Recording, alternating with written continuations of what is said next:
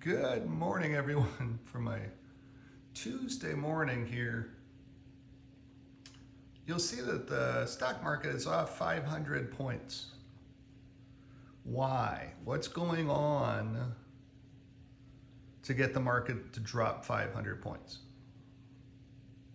When last week everything was all good and everybody was happy-go-lucky. What's the difference? The economy seems like it's roaring. It seems like everybody's doing all the things that they're supposed to be doing. But there was news that is not being covered by these people here in the press. Unfortunately, not being covered by Carl. That news is massive. The Biden administration is moving forward with allowing the World Health Organization to come in and trump or take over or control the United States pandemic response. And the WHO will have power to decide what a public health emergency is, and will then also have the power to decide how people get treated and what drugs people get administered.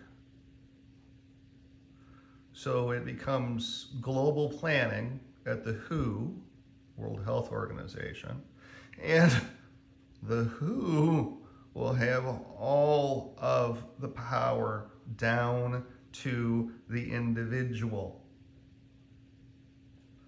There's a little problem with this because the United States has something called the Constitution of the United States of America. And treaties have sometimes in the past, the courts have decided that treaties trump, or let's use Trump. Treaties trump state law. That if there's a treaty someplace, that the state must abide by that treaty because the federal government entered into the treaty. But the challenge is that no treaty can take away the sovereign right of the Constitution. It's one of the big problems right now. Taking away our sovereign rights, trying to get rid of all of our rights. And so that is what's going on here. The Dow down 522 points. People are starting to realize that if this was to go through with the World Health Organization, then suddenly the World Health Organization becomes the globe's power. That no nation has any sovereignty any longer. We just all become one who. Who are you? And so that's why the market is selling off, because this was just announced. It's been held quietly. You have to dig for the article, and the press is not covering it because the press is all about one global entity. And so if you look at them, they're all happy-go-lucky, everything's good today, nothing's going on, nothing to see here, keep moving along. But the rest of the people are saying, oh, wait a second, this isn't necessarily a good thing.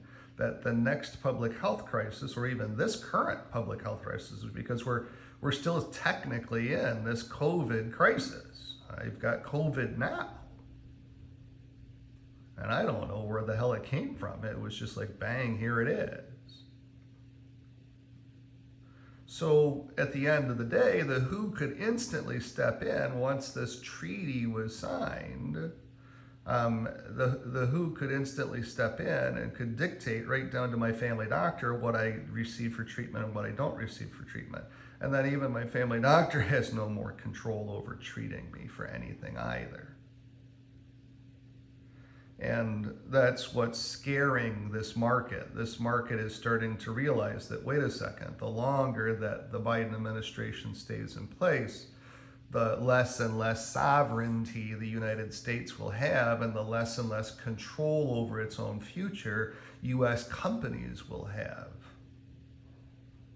Because then there won't be anything to stop, then all of a sudden a company, say IBM, use them as an example, is going to have to be responsive to the WHO and its medical dictates inside of the benefit plan at IBM. Could you imagine that extra layer, another layer of stuff in the middle of a U.S. business? Well, there's massive costs to those layers of stuff.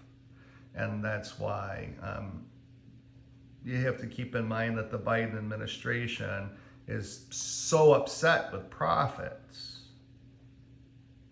that they're trying to take profits from anywhere they possibly can in any way they possibly can. How dare a U.S. company make a profit? Then the other thing that was really, really interesting that this market doesn't like too is that with the train crash in Ohio, the transportation secretary came out and blamed all of the profits. It's so obscene, all the profits that the train companies make. That's the reason for this whole train crash, because they've been cutting corners all over the place and in order to make more profits. And if they didn't have any profit, they put all of their money back into their train cars and their employees and everything else, then what a wonderful world we would be in. And unfortunately, there's a balance there. There needs to be, X number of dollars of reshoring up your infrastructure, of course, and they do that every year. But to be blaming U.S. business for the failures of the administration to some degree, and to be blaming U.S. business for some things that might have been outside of their control, some things that might have been inside their control.